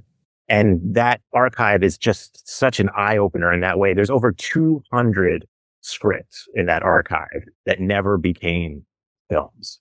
That just gives you a sense, the bare bones level of statistics about what George's career was like. And I think that for me is a very educational and moving aspect of the George A. Romero collection in Pitt's Horror Studies Archive. I mean, it seems almost impossible that he would make something like Night of the Living Dead and there wouldn't be just dump trucks full of money coming from Hollywood saying, make us our next hit.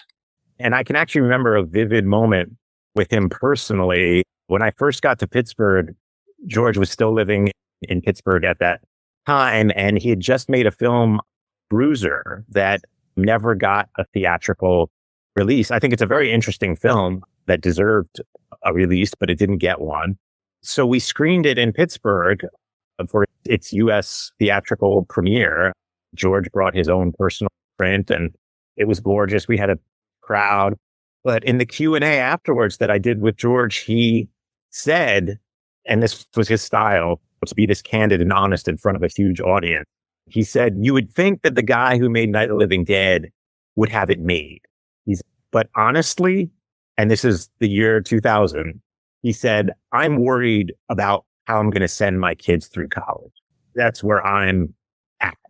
And I appreciated his honesty, and I felt for him too, of course. And I think one of the reasons he was able to be that honest too is that he was in Pittsburgh. He was in his home base, and he very much saw everyone in that audience as family. And you can feel that in the films also. Tell me a little bit about that post Night of the Living Dead, and especially when it comes to there's always vanilla and Season of the Witch. I always feel like there's that connection, not just with the actors, but just that kind of poverty that he was going through trying to make these movies. A lot of people have written the narrative of George's career in a way that looks something like this. There's Night of the Living Dead, an incredible, phenomenal success, not just at the level of financial success, which of course he never saw dollars from because of copyright problems, but a cultural watershed, the kind of film that's going to live forever because it not only captures cinematic excellence, it captures a zeitgeist, a cultural moment. And so to hit a home run out of the gates like that is very unusual. Even more unusual to have that be an independent film coming from Pittsburgh. So he beat all the odds his first time out. And then there was this sort of sense of, I think, like the years in the wilderness. And those are the years of There's Always Vanilla, The Amusement Park, Season of the Witch, and The Crazies. And then George gets a new lease on life with Martin, which is a kind of a critical success at a level that sort of puts him back on the map and opens the doors to Dawn of the Dead. And then everything is history from there. But these are the years in the wilderness with The Amusement Park and Season of the Witch and The Crazies and There's Always Vanilla. And I really think these films are gradually being rediscovered and reevaluated. And I'm very happy for that because I actually think these are not years in the wilderness. These are the years in the laboratory where George was really figuring out what his vision is. And even more specifically, what is the connection between his social consciousness and his aesthetic project of making cinema and horror cinema in particular. These films, I think, are actually crucial to understanding that project. And you could not get a film like Martin or Dawn of the Dead or any of the great films that followed without George having done that work in the laboratory. And I think Season of the Witch, out of those three, is a particularly fascinating experiment in the laboratory, if we're going to run with this metaphor. What makes it fascinating for you? Because I've got my own opinions, but I want to hear yours. It is a film of incredible cinematic energy. This is the last film that George made in this way, which is he's the writer, he's the director, he's the cinematographer, he's the editor. He is really making this film in an artisanal way. And these are roles that he would go on to share with other great collaborators. And I'm not taking anything away from the later films that have the incredibly brilliant work of people like Michael Gornick and Pat Buba. But there's something special in the feel of the film because it really is George's in a hands-on way. You can feel it in the editing. You can feel it in the composition of the images, in its rhythm. You really have a deep sense that this is a George A. Romero film, even if it's got no zombies and it's got no gore and it's got no horror in the traditional sense, but it's got plenty of George A. Romero. And I think that's one of the reasons I treasure it. And then a connected reason is that I really think it's accurate to describe this as a great feminist horror film. And for all the credit that George has been given over the years for making socially conscious horror films, I don't think there's been enough of a sense that way back in 1972, 73, George made a feminist horror film.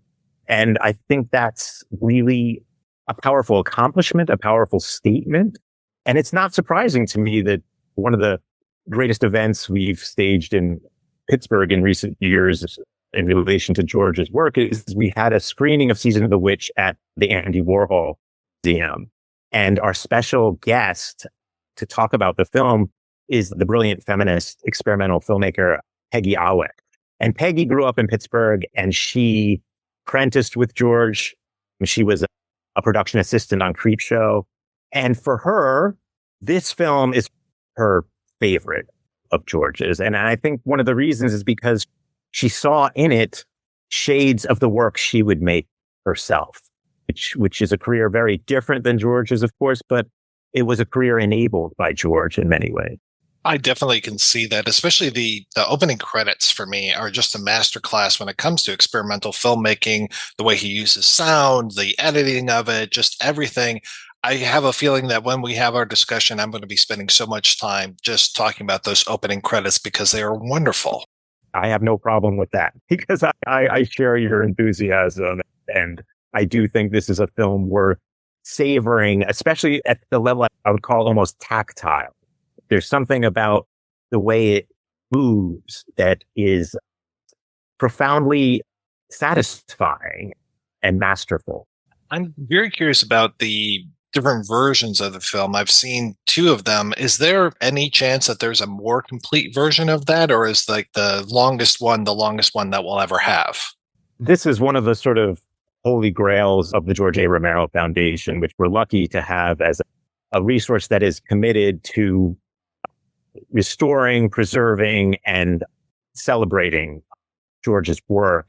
And so finding out more about how much we can see of Season of the Witch has always been high on the agenda for the Romero Foundation. So the success the foundation has had thus far with, for example, making the amusement park a film that nobody had seen and nobody had heard of into a film that many Romero fans and beyond are now familiar with and can easily access. I'm hopeful about a future moment where we will see more of Season of the Witch, but I unfortunately don't have any concrete information right now about what we might be able to look forward to.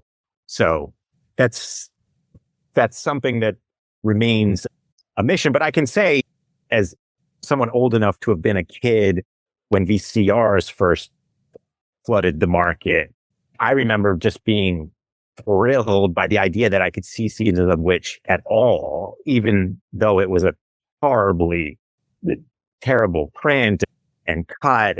And what we today, in terms of the Arrow Video DVD, is so much better than that. I try to focus on being grateful for the stuff we have rather than the things that we don't. But I share your desire for wanting more of this film, because I can tell that no matter what we think about that footage ultimately as stuff George would have rather had in or out, I think it's going to shed light on the project and be worth exploring for sure. Yeah, I kind of lost track of this story, but what is the deal with Martin as far as that longer version? That is the happy story of a sort of urban myth that became true. For years, there was this sort of story, and George would do his version of telling it, where there was a much longer cut of Martin that he preferred that had been lost to the mists of time, and he wishes he could see it because it's his personal favorite among his films. It really was a missing link for him to not be able to see that version. And just very recently, this mystery print did turn up. And through the help of some very generous friends of the Romero Foundation and the Horror Studies Archive at Pitt, and I'll just mention Greg Nicotero's name as a hero in this story, we were able to acquire the print of Martin, and now it is living where it absolutely should, which is in the archive at Pitt. And it's a complicated situation in terms of getting to see it, because right now the stipulation is that to watch it, you have to come physically to Pittsburgh and study it in the archive. It is not yet available for any kind of commercial screening or even non-commercial screening. And this is part of the conditions that Richard Rubenstein, the producer, put on the film. And I understand his stance, because I've watched this print and it is fascinating. It's 3 hours long, so it's twice as long as the final cut of Martin. It is not a better film. It is fascinating, and none of those sequences that were cut are bad in any way. They're fascinating, but they don't belong in the final film. They are sequences that add to our fascination with things we already know. They are not sequences that make the film a better film. So I understand Richard's desire that people understand this as an artifact to be studied rather than a new, better version of the film itself. That's where that stands right now. It's possible perhaps in the future that will change, but that is the situation now. So for people who really want to see it, please come to Pittsburgh and make an appointment with the Department of Archives and Special Collections. We are an open archive. You do not have to be a Pitt student or faculty member to use it. You don't have to be attached to a university. You just have to make the appointment and you will be able to watch it. That's fantastic. Are there films that have more materials around them in the archive than others? I imagine there have to be, but I'm always curious as far as, is it the newer things that have more, or is it the older things that have more? Because of the nature of the materials, and also because of George's his personal predilections around his stuff. This was not a guy who dwelled in the past. He was always looking towards the future. He was always working. He never had a sense that I should be holding on to these things for posterity. He really felt like the only thing he was interested in is what's the next project and how do I get to it? It was never about what did I do in the past and what does it mean? That was never his focus. So what that means is that we tend to have more things that are more recent because there was less time to get rid of it. With certain exceptions, he clearly did save some things. So like one of the real treasures in the archive is we have his shooting script from Night of the Living Dead that he annotated himself on the set. That's an amazing thing that I'm so glad he held on to. But that really is a little anomalous in many ways. For example, the materials we have from these years in the wilderness are not as substantial as the materials from the years going forward. with any archive, you wish for the things that could be there. But I think you also were lucky in the sense that we have to work with the things that we have and make knowledge from them. And in certain ways, I think we'd be daunted if we actually had everything, because how would you possibly get any kind of handle on it? So unfortunately, I can't reveal, and I would love to if we had it. Here are documents from Season of the Witch that give us a different take on the movie and give us a better sense of sort of its genesis and where it came from and the changes it went through. It's just not well represented in this collection, unfortunately. But again, that is not to say that future moments may bring us more materials. Anybody out there, this print of Martin was languishing in somebody's farmhouse in Pennsylvania for decades. And so, yeah, anybody who's got Season of the Witch stuff or any of George's stuff, please bring it to the attention of the Romero Foundation, the Horror Studies Archive at Pitt, because the stuff belongs here. It's going to be safe and protected in perpetuity, and people will be able to study it. It won't be sitting in your basement. It will be with people who care about it, are learning important things from it. Yeah, I know with somebody like the Robert Altman collection at University of Michigan, I don't know if he had a service or what it was, but there were so many clippings and just every review of every movie that he made. Same thing with the Borman papers. I just can't see George Romero even having the cash to be able to do that. No, he didn't. And it wasn't interesting to him. My sense of Altman is that he always had a sense that he was going to be part of history, part of film history. And I just don't think George thought of himself in that way. We have what we have, and there's opportunities out there. You mentioned the Altman Archive at the University of Michigan. I think there are ways in which if we put together archives like the Altman collection, I know that Michigan American Mavericks collection has also recently acquired Jonathan Demme's materials, to see those sorts of archives with filmmakers who are working similarly in that they're working independently often in America in similar periods of time, but then comparing the different kinds of, not just the films that they made, but like the kinds of careers that they had and the sort of archival legacies that they left behind. I think we could all learn from those sorts of comparisons as well. So where is the best place for people to keep up with the whole horror studies thing? I'm so curious about this. The website that can lead you to everything is www.horrormatters.org. And that's the official newsletter and event resource listing for the Horror Studies Center at Pitt. And through there, you can get to the other links that will bring you to the more formal Horror Studies Center websites and information. It's brand new in terms of its official establishment and approval, but it is very old in terms of the fact that we've been doing activities and events and curricular initiatives for a long time now. So the Horror Study Center, even though it's new, is already at full throttle, I would say.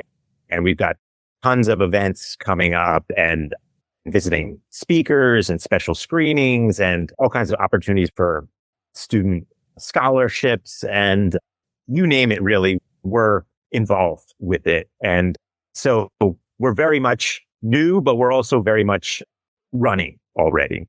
Professor Lowenstein, thank you so much for your time. This has been great.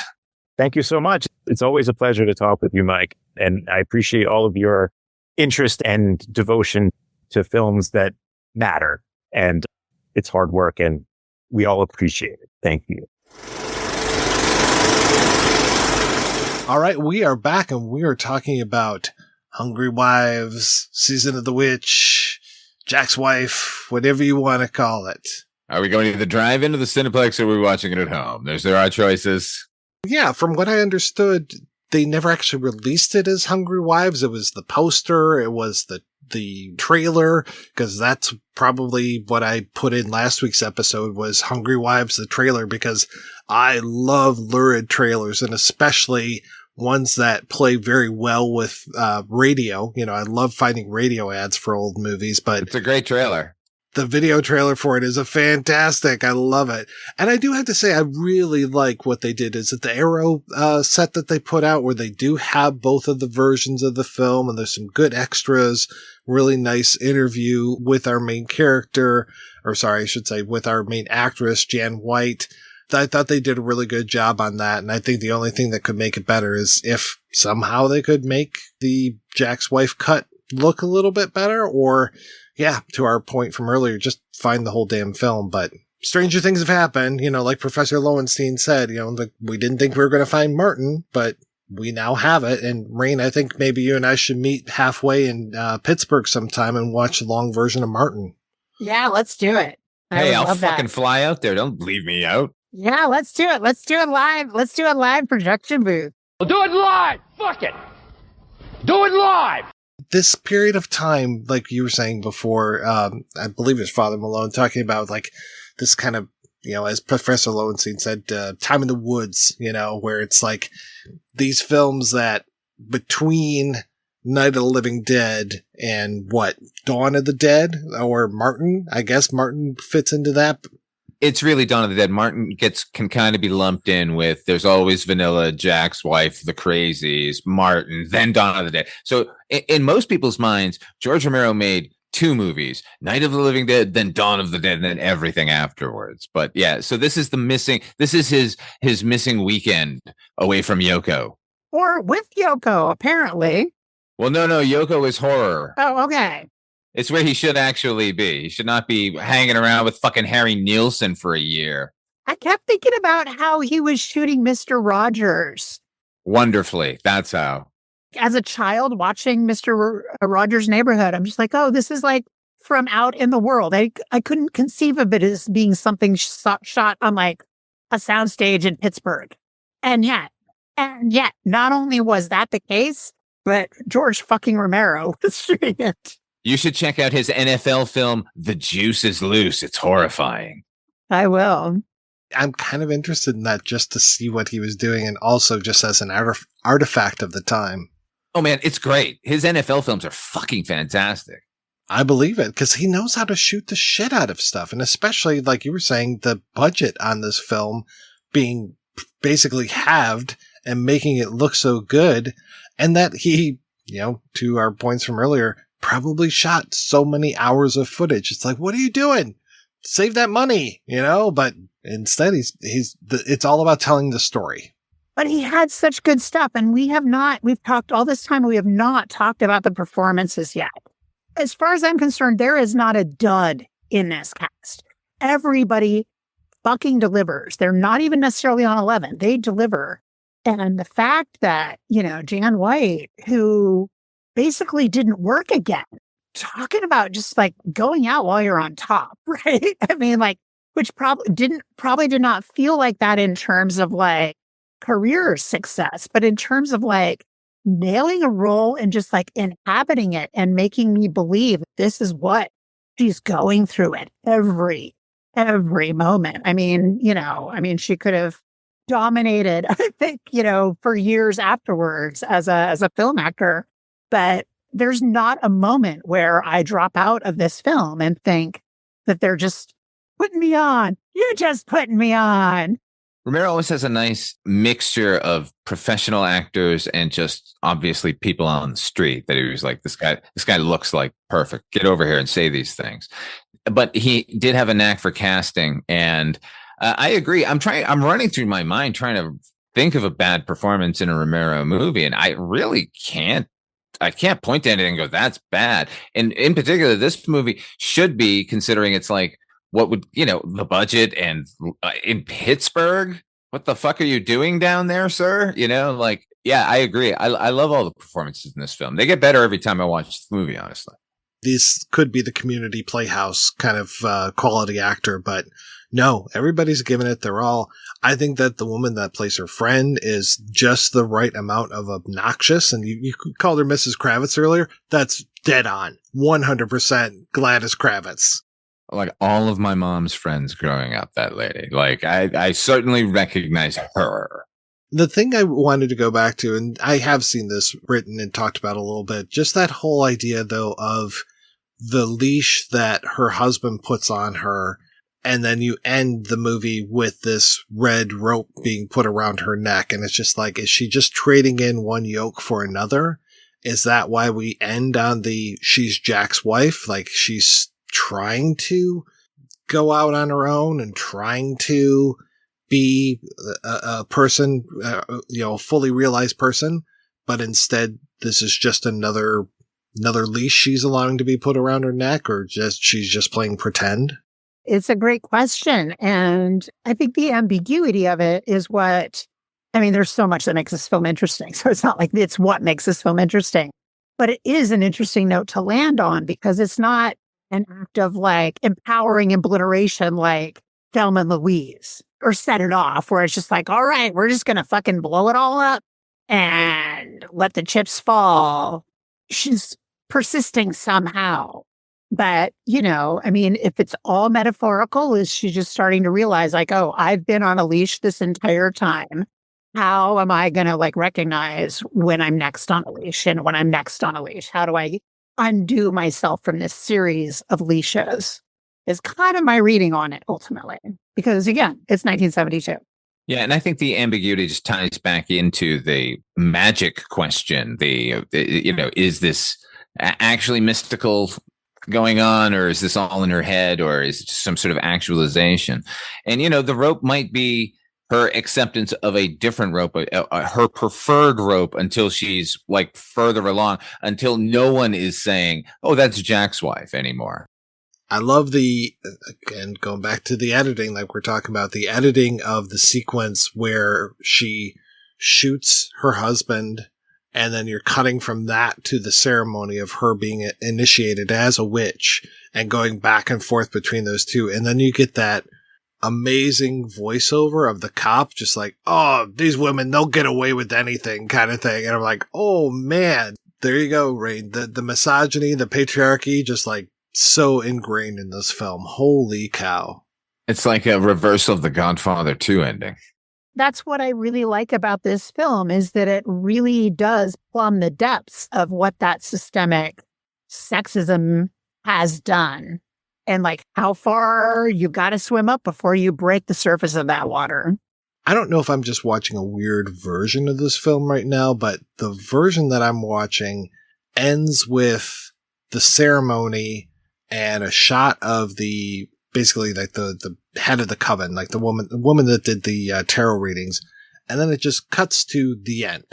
And that's the Hungry Wives version, isn't it? Yeah, that's the 1 hour and 42 minute version, which I don't like that ending because it's just so abrupt. I mean, the ending of the shorter version, I think, is way better, because that's the one that ends with the declaration and that's Jack's wife. It's frustrating because that ending is better than the other ending, and I keep touting the longer version, but the shorter version has the better ending. How frustrating is that? Get George Romero on the phone. We need the projection booth cut. I guess so. Get out the tarot deck or the Ouija board, whatever. We need to contact George Romero and get this fucking sorted. This seems like the movie to do it with. I saw an interview where he said himself it's the one movie he wishes he could remake. I'm sure that idea has changed for him a lot over time, but like, what would his Hungry Wives, Jack's wife, whatever, what would it look like today? Would it even be called Jack's wife anymore? Would it be something else, Well, I'm kind of curious. His daughter is directing things now. I'm wondering if she would be up for doing a remake, maybe. Maybe. Who knows? Ooh, that's exciting. Yeah, I mean, she's got her Queens of the Dead that's either on Shudder right now or coming to it. I think it's by the time this comes out, it will be on Shudder. Yeah, maybe get Tina on the phone. Probably be a little bit easier to contact than George. That's true, but I really would like to talk to George. Well, we have a witch on the show. That's right. Should I break out my Ouija board? Yeah, if you want to, please. Which was invented in Baltimore, where I am right now. There's a 7-Eleven in the building that the Ouija board was created in. So you can go to the 7-Eleven in Baltimore and see the plaque that acknowledges the space where the Ouija board was invented and deployed around the world. I'd like to point out that it was popularized by Parker Brothers. It was. Which was their factory was in Salem, Massachusetts, where we would go to on field trips as children, and they would give you a board game at the end of your tour. And I accepted a Ouija board, much to the chagrin. No, let's say severe anger of the nuns at my Catholic school. Mm-hmm. And this reveals the Baltimore to Salem pipeline, which nobody talks about. Yeah, stop talking about it. Because the first rule of the Baltimore to Salem pipeline is don't talk about it. I am very surprised that Ouija is not a eponymous name. I thought for sure it'd be after like Herman Ouija or something. But no, apparently it's the first word that was spelled out by medium Helen Peters Noseworthy when she asked the board to name itself.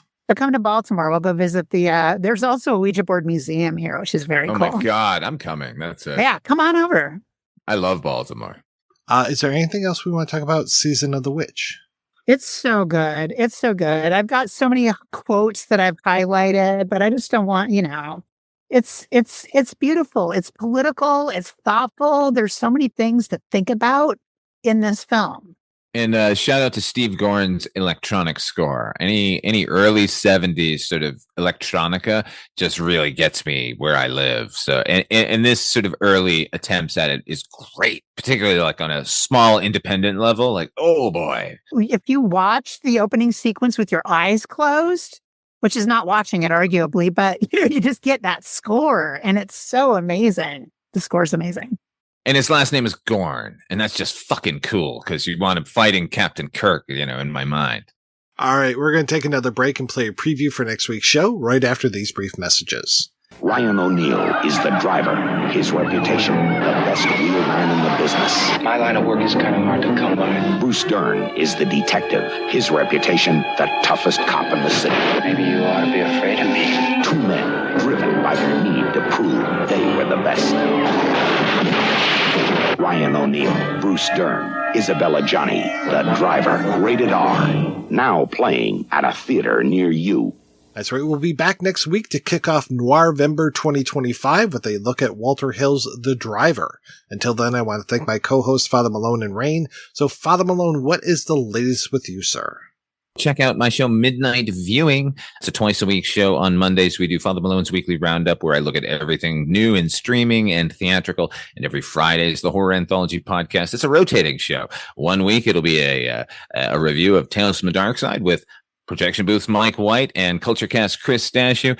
And then the next week, it'll be Yaucha Fest, where we're looking at the Predator films with my partner, HP. So check us out, Midnight Viewing. There's a lot of it. There's a lot of it. It's exhausting, everybody. And Rahne, how about you? What's new in your world? As we're recording this, I've got an art show that's up here in Baltimore in the Current Space Gallery, which is something I've been working on for 2 years. It's called Back East. It's about repudiating the pioneer myths of my childhood. A 2-person show with my friend Aaron Stellman. It's a beautiful culmination of a lot of work. None of you are going to get to see it, but I'm hoping that pieces of it will emanate from here. I'm also working on the Hopkins Press podcast. I've got a podcast where I interview article authors for academic journals about their research, and it's really cool. I'm having a great time on that. Check it out, Hopkins Press podcast. It's a little nerdy and it's beautiful. We have amazing discussions on there. And I'm sure that by the time we record another one of these very soon, Mike, I'll have even more news for you. Well, thank you so much, folks, for being on the show. Thanks to everybody for listening. Want to support physical media and get great movies in the mail? Head over to scarecrow.com and try Scarecrow Video's incredible rent-by-mail service, the largest publicly accessible collection in the world. You'll find films there entirely unavailable elsewhere. Get what you want, when you want it, without the scrolling. And of course, they have Season of the Witch. If you want to hear more of me shooting off my mouth, check out some of the other shows that I work on. They are all available at weirdingwaymedia.com. Thanks especially to our Patreon community. If you want to join the community, visit patreon.com/projectionbooth. Every donation we get helps the projection booth take over the world.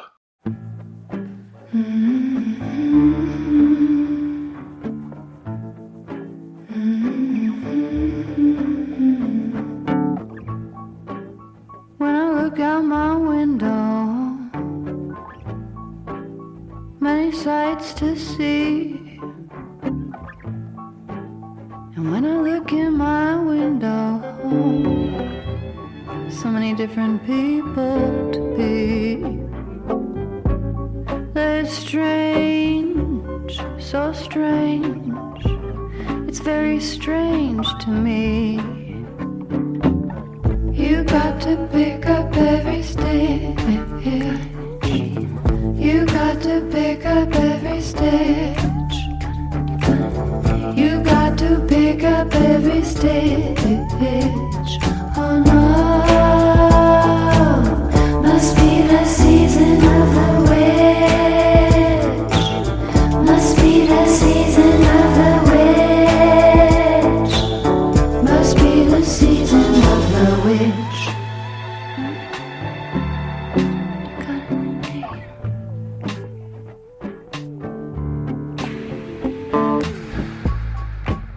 When I look over my shoulder, what happens, love?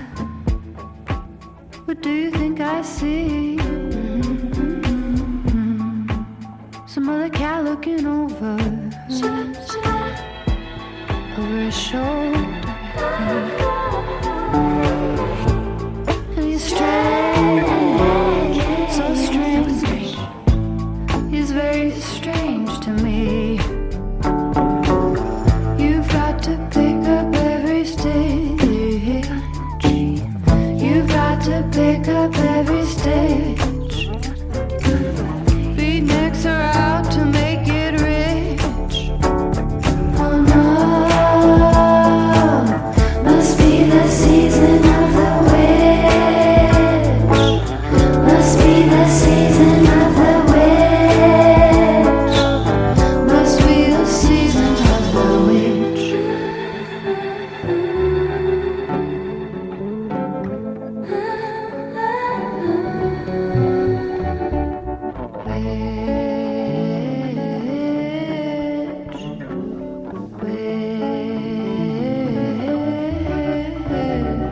Said it must be the season, must be the season, must be the season.